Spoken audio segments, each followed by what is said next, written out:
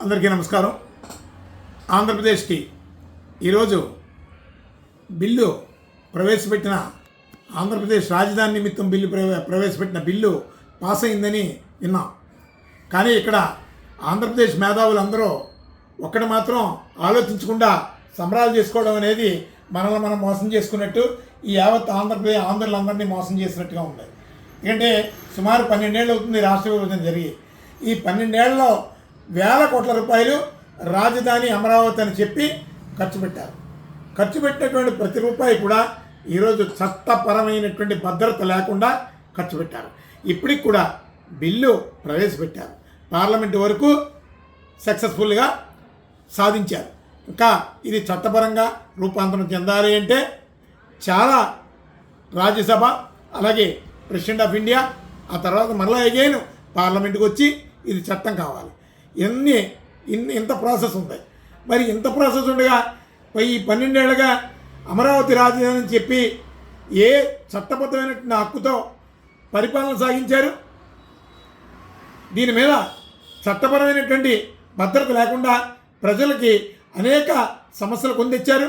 అలాగే అనేక మ్యాటర్స్ ఈరోజు న్యాయస్థానాల్లో పెండింగ్ ఉంది. ఈ న్యాయస్థానంలో ఉన్నటువంటి పెండింగ్ అంతా దానికి సరైనటువంటి తీర్పులు రావాలి అంటే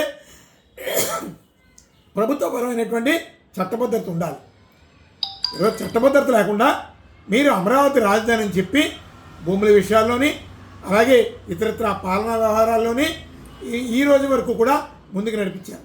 వేల కోట్ల రూపాయలు ప్రభుత్వ ధనాన్ని ఆంధ్రప్రదేశ్కి అనేక రకాలుగా ఖర్చులు పెట్టారు. దీని మీద ఇప్పటికే న్యాయస్థానాల్లో కేసులు ఉన్నాయి.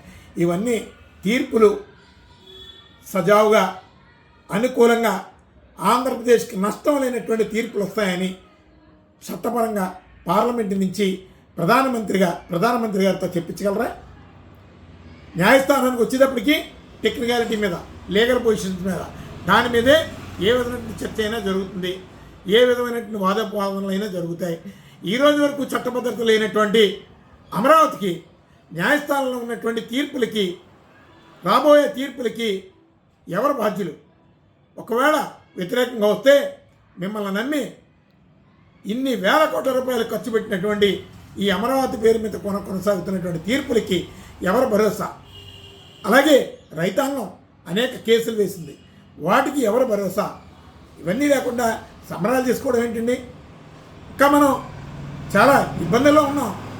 ఆంధ్రప్రదేశ్కి ఒక అడ్రస్ ఈరోజు వచ్చింది. ఆంధ్రులు ఇప్పటిదాకా అనాథలుగా ఉన్నారు.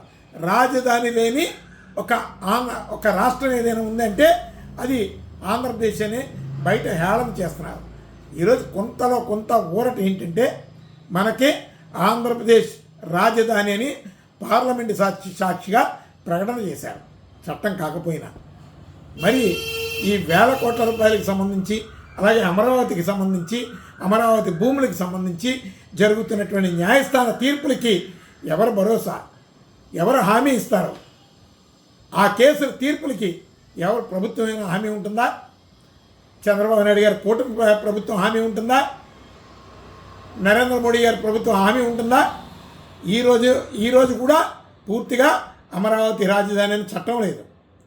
కేవలం పార్లమెంట్లో మన వాదనని, మనం ప్రవేశపెట్టినటువంటి బిల్లుని యాక్సెప్ట్ చేశారు. అంటే 12 ఏళ్ళగా ఆంధ్రప్రదేశ్ ప్రజల్ని మోసం చేస్తూనే ఉన్నారు, మోసపోతూనే ఉన్నాం మనం. ఇంతకంటే అన్యాయమైనటువంటి మోసం ఏ రాష్ట్రంలోని ఏ ప్రాంతీయ వాదికి కూడా, ఏ ఆంధ్రుడికి కూడా జరగనటువంటి పరిణామం. ఈరోజు సిగ్గుపడుతుంది. ఏవో రాసేస్తున్నారు. కొన్ని కార్పొరేట్ మీడియా సంస్థలు భజన చేస్తున్నాయి. విజయోత్సవ సభలట. ఏంటి విజయోత్సవ సభలు? 12 ఏళ్ళు ఆంధ్రప్రదేశ్ ప్రజల కష్టార్జితాన్ని దోచుకున్నారు, ఆంధ్రప్రదేశ్ ప్రజల శ్రమను దోచుకున్నారు, ఆంధ్రప్రదేశ్ ప్రజల్ని మోసం చేశారు. రాజధాని లేకుండా మనకు రాజధాని అని బూచిగా చూపించారు. ఇంత మోసాన్ని మీరు విజయోత్సవ సభలు ఎలా చేసుకుంటారు? కానీ ఖచ్చితంగా మీరు చేస్తున్నటువంటి మోసం యావత్ ఆంధ్రప్రదేశ్ ప్రజలు ఎండగట్టే రోజులు ఖచ్చితంగా వస్తాయి. రేపు పొద్దున భవిష్యత్తులో ఈ ఆంధ్రప్రదేశ్ రైతులకు కానీ, అమరావతి పేరు మీద జరుగుతున్న న్యాయస్థానాల్లో జరుగుతున్నటువంటి వివాదాలకు కానీ ఏదైనా వ్యతిరేక తీర్పులు వస్తే ప్రతి పార్లమెంట్ సభ్యుడు అలాగే కూటమిలో ఉన్నటువంటి ప్రతి ఎమ్మెల్యే బాధ్యులే, మీ ప్రభుత్వాలే బాధ్యత వహించాలి. ఎందుకంటే ఆ నష్టాన్ని కూటమి సర్కారే భరాయించాలి. కానీ ఖచ్చితంగా రాష్ట్రీయ ప్రజా కాంగ్రెస్ పార్టీ దీన్ని పూర్తిగా వ్యతిరేకిస్తుంది. ఇది పచ్చి దగా అని చెప్తుంది. కానీ ఖచ్చితంగా మేధావర్గం అంతా దీన్ని ఆలోచించి ఆంధ్రప్రదేశ్కి జరుగుతున్నటువంటి నష్టాన్ని భర్తీ చేసుకోవాల్సినటువంటి అవసరం ఉందని ఈ సందర్భంగా రాష్ట్రీయ ప్రజా కాంగ్రెస్ పార్టీ నుంచి యావత్ ఆంధ్రప్రదేశ్ ప్రజానీకానికి తెలియజేస్తాం.